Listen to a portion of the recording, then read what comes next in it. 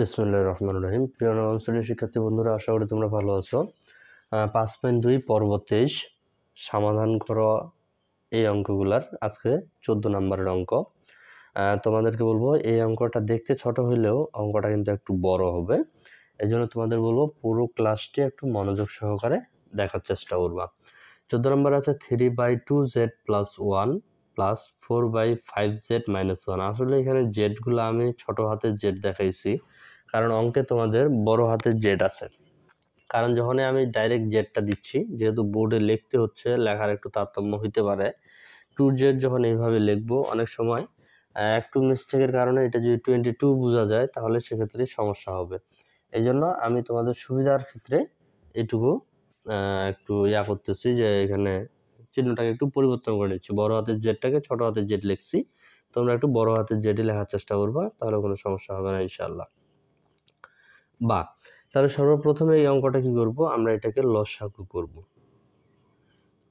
করব। যদি লসাগু করি তাহলে দুইটাই বসে যাবে, 2z + 1 আর এখানে হচ্ছে 5z - 1 = 2 ছিল, থাকে যাবে। আচ্ছা, লসাগুর ক্ষেত্রে যেহেতু আমি এর আগেও তোমাদের অনেক লসাগু করেছিলাম, এটা এবং এটা এই দুইটা যদি মিলে যায় তাহলে বাদ দিবা, যেটা থাকবে ওইটা উপরেরটার সাথে গুণ করবা। তাহলে আমি এটার সাথে এটাকে গুণ না করে গুণ অবস্থায় বসাই দিলাম, 5z - 1 প্লাস ছিল থেকে গেল। এটা আর এটা একই না, তাহলে এটার সাথে এটাকে গুণ করব। গুণ করলাম না, আমি গুণ অবস্থায় আবারও রাখে দিলাম। দেন এই লাইনে গুণ করব। এই লাইনে যদি আমরা গুণ করতে যাই তাহলে এইখানে যেটা ছিল ওটা বসাই দিলাম,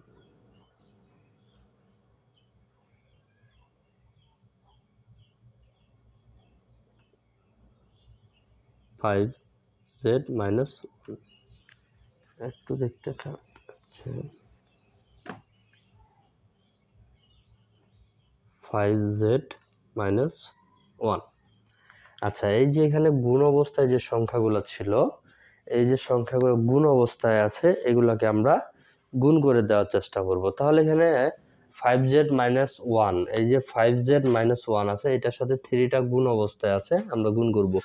এটা যদি ভালো করে বুঝতে পারো তাহলে এটাও তোমাদের কাছে সহজ হয়ে যাবে। 3 আর 5 গুণ করলে 15, z ছিল থেকে গেল, -3 আর 1 গুণ করলে 3 প্লাস, তাহলে এখানে হচ্ছে 8z + 4 = 2। আশা করি সমস্যা হবে না ইনশাআল্লাহ। এখন যদি তোমরা দেখো, এই যে উপরের যেটা আমরা গুণ করলাম এটারই কাজ করব। ডিভাইডেড দিয়ে যেটা দেওয়া ছিল এটা আমাদের এখানে থেকে যাবে,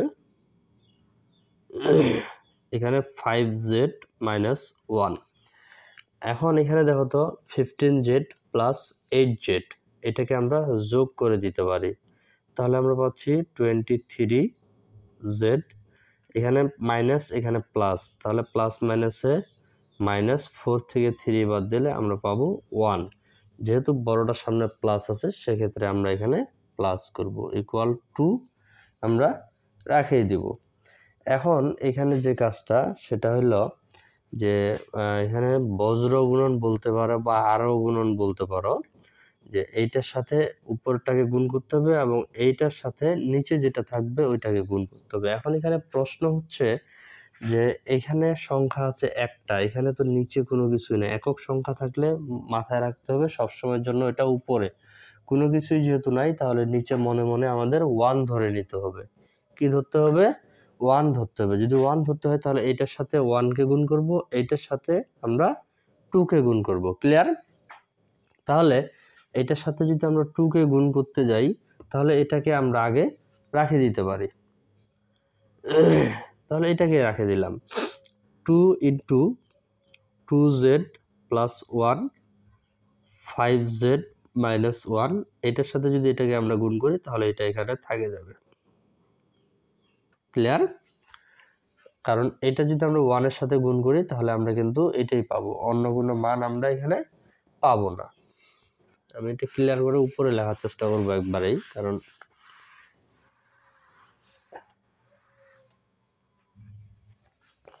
আচ্ছা এখানে আরেকটা লাইন লিখতে পারি, বা যেহেতু এটার সাথে এটা গুণ অবস্থায় আছে 2 আর 2 গুণ করলে হচ্ছে 4z প্লাস 1 আর এখানে হচ্ছে 5z minus 1 equal 23z plus 1।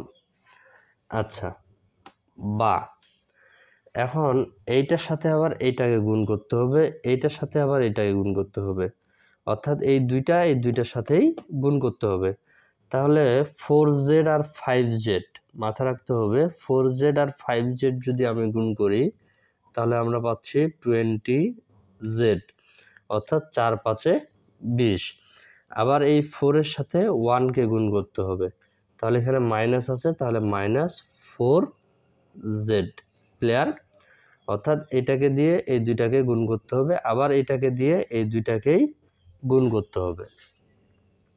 আচ্ছা, এখানে প্লাস আছে, এই যে প্লাস প্লাস থেকে গেল, 1 আর 5z গুণ করলে তাহলে আমরা পাচ্ছি 5z, এখানে প্লাস এখানে মাইনাস, মাইনাস 1 1 গুণ করলে 1 ইকুয়াল যেটা ছিল ওটা থেকে যাবে। ঠিক আছে?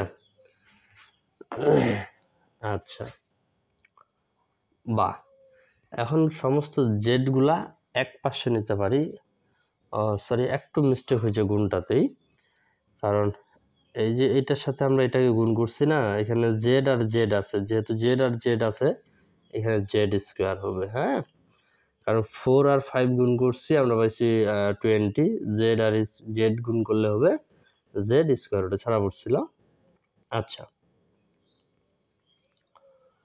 এখন জেডগুলো এক পাশে নিব, সংখ্যাগুলো আরেক পাশে নিব।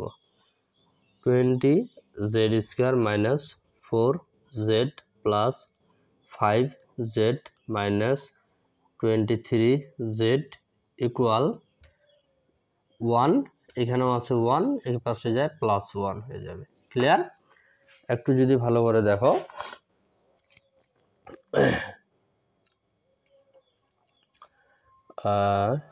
এটার কাজটা আরেকভাবেও করা যায়।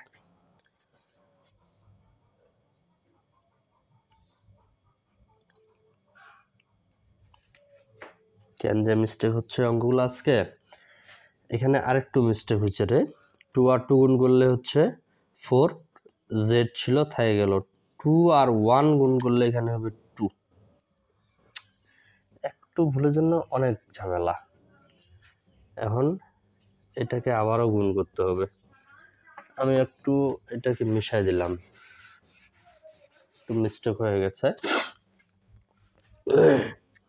দেখো, 4 5 গুণ করলে 20, যে কাজটা করছিলাম, জেড আর জেড গুণ করলে জেড স্কোয়ার 4, আর এখানে হচ্ছে মাইনাস আছে, তাহলে হচ্ছে মাইনাস 4z আর 1 গুণ করলে হচ্ছে 4z, এখানে প্লাস আছে, প্লাস থেকে যাবে।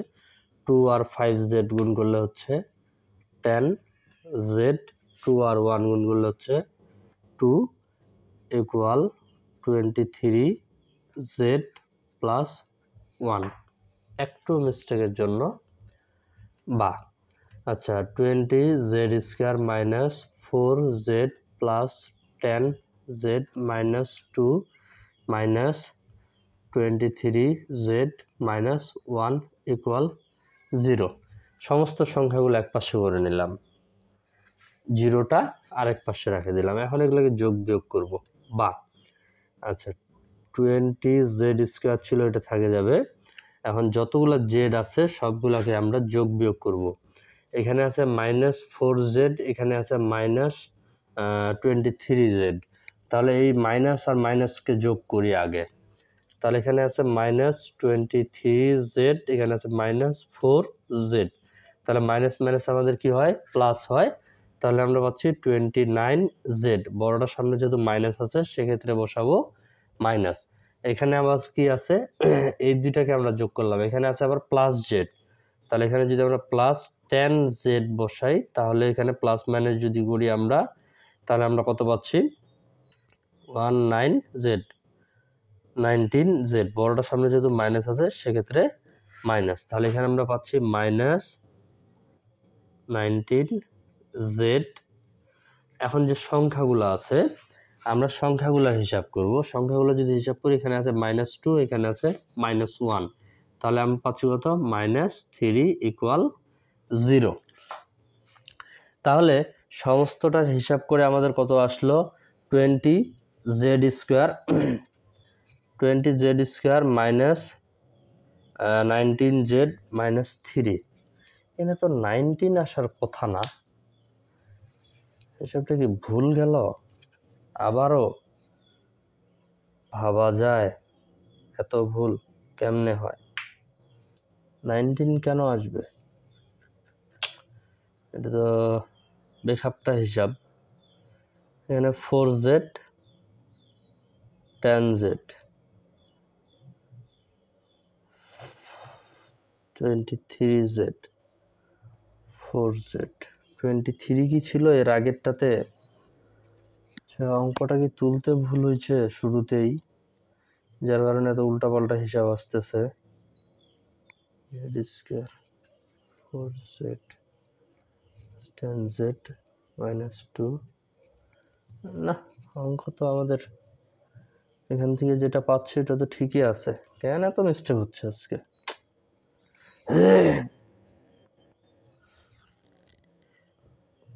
একটু সময় নিচ্ছি।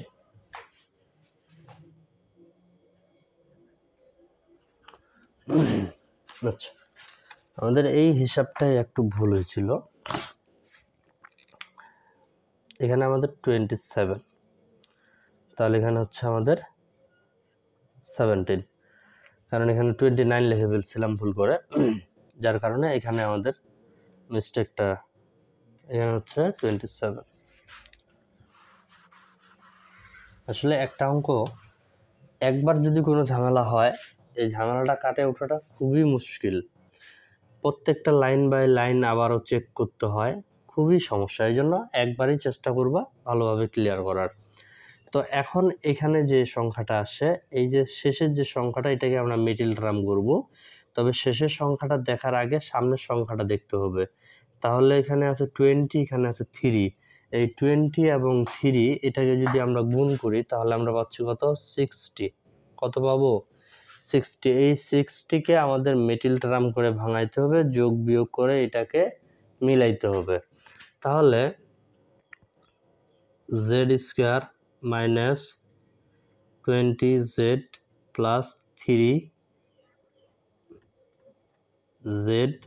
-3 = 0। 20 আর 3 যদি আমরা গুণ করি তাহলে পাচ্ছি 60। 20 থেকে 3 বাদ দিলে আমরা পাচ্ছি 17। দেন এখন দুইটা করে কমন নেব। z -20 প্লাস এখানে 3 কমন নেব, z মাইনাস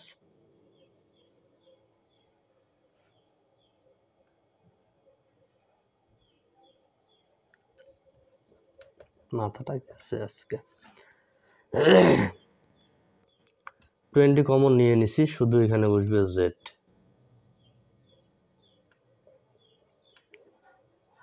1 কেন যে এমন হচ্ছে আজকে বুঝতেছি না। আচ্ছা, আবারও একটু বোঝানোর চেষ্টা করতেছি।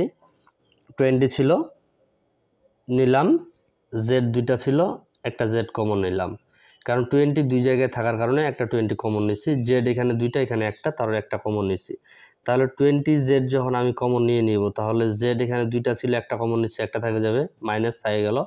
20z দুইটা আমি কমন নিয়ে নিছি, তাহলে এখানে আবার থাকতেছে শুধু 1, প্লাস থেকে গেল 3, এখানে থেকে গেল 3 কমন নিলাম, z থাকবে, 3 3 মিলে গেছে, এই জন্য 1 ইকুয়াল হচ্ছে 0। বা 20z + 3, এই যে এই দুইটার মধ্যে এই দুইটা নিয়ে নিলাম, আর এই দুইটা একই, এই দুইটার মধ্যে একটা নিব, z - 1 ইকুয়াল 0। বা এখানে দেখো +3 ইকুয়াল 0, অর্থাৎ এটার সাথে একবার 0 নিব। বা 20z ইকুয়াল -3, অতএব z ইকুয়াল -3/20। সম্পূর্ণটা কভার করছে কি না? হ্যাঁ। আচ্ছা, তারপর এখানে আছে জেড মাইনাস 1 ইকুয়াল 0, অতএব জেড ইকুয়াল 1। তাহলে এটারও অ্যান্সার দুইটা, একটা হচ্ছে জেড ইকুয়াল এখানে হচ্ছে তোমার -3/20 আর এখানে হচ্ছে জেড সমান সমান 1। তাহলে আমরা লিখতে পারি অতএব নির্ণয় সমাধান -3/20 অথবা 1। আচ্ছা, অঙ্কটা একটু বড়, যার কারণে এমনটা না যে মিস্টেক হবে। আসলে এই প্রথমেই একটু হিসাবটা গোলমাল হওয়ার কারণে অঙ্কটা একটু লং হয়ে গেল। এই জন্য তোমাদেরকে বলবো অঙ্কটা একটু ভালো করে একবারই চেষ্টা করবে, প্রয়োজনে পুরো ক্লাসটি আরও একবার দেখে নিবা। ধন্যবাদ।